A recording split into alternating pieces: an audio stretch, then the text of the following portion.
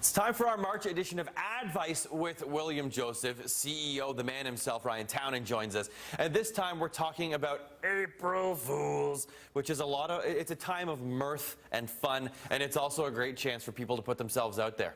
Yeah, you know what? Businesses really take the opportunity to create campaigns or fake promotions or announcements to have a little bit of fun with their audience and garner some market awareness at the same time. And we have some points directly between us here. It shouldn't be something they hate. Probably a good idea, but I'm sure you've seen that mistake get made for businesses every now and again. Exactly. Well, you know what? It's important to note what not to do first, then we'll tell you what to do. So yeah, you don't want to cause like panic or fear amongst your audiences, because once they catch the joke, they're going to be like, that wasn't too funny. Or mean-spiritedness, probably another one that's bad. No, you just definitely want to make sure that it's something that it's almost believable, but these points are really key as to what not to do. A phrase you would use might be unbelievably believable. The example I could use right off the gate there. Last year, April Fools, we tried to convince people that I was running to be a politician in Saskatoon, that I was going to run to be a councillor, and it's stuck. People still bring it up and think that I'm going to be doing that. I'm not, I'm sorry.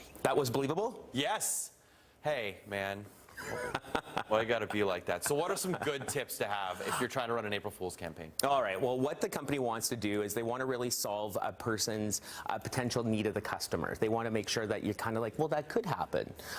You want to make sure that you really address the pain points of the customer. You want to make sure that it's believable. And I think overall what you really want to do is to get somebody to maybe lean in a little closer and say, you know, could this be? Yeah. Could this be a thing? We're really hoping it's a thing. Yeah. So, as I already said, well, there it is.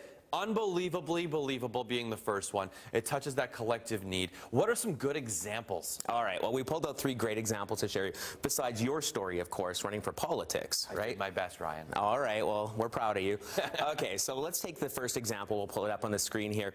The first one that we're going to talk about is the helium. Now, have you seen this campaign? I have seen this campaign. It's quite fantastic. Yeah, so Samuel Adams Beer, what they did is they said that rather than using hops, they're infusing their beer with helium to increase the taste. And as you watch the commercial, the gentleman's voice becomes higher and higher and higher, as so does the audience around him.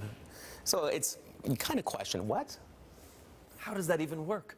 But it was a very successful campaign. And also, Starbucks did a biggin. They did. So what they did is they launched the mega-sized cup and the teeny cup. So it was for the caffeine aficionado that really wanted more for their mornings, and then the person that just wanted a little thimbleful. And so that kind of concept was quite humorous. And using other examples from that, where like using the Starbucks cup as a hat for the big one, and then for the little one, a little saucer for your cat to drink out of. Exactly, or a yoga block. Oh, great. And here's our last one. Yeah, I love this one. So Hotels.com did a campaign that they were announcing rooms on the moon for starting at $1,200, but travel wasn't included. So then Expedia jumped on the bandwagon and said their room started at $99 a night. Where? On the moon. What? So they jumped on the same promotion kind of concept and had some fun with each other, right? So you can see in all of these cases what's happening is the companies gained additional brand awareness. There was lots of shares, like the beer example has almost like 1.3 million shares now. So it really does add to your marketing mix. It's a fun initiative to do for the day. And if you do it well, you're going to get the shares. And remember, don't be mean-spirited, and make sure that people kind of walk away with a laugh. William Joseph on Facebook, WJ Agency on Twitter. If you're interested in finding out more advice anytime, those are the places to go. Ryan, thank you so much for joining us today. Thank you for having me.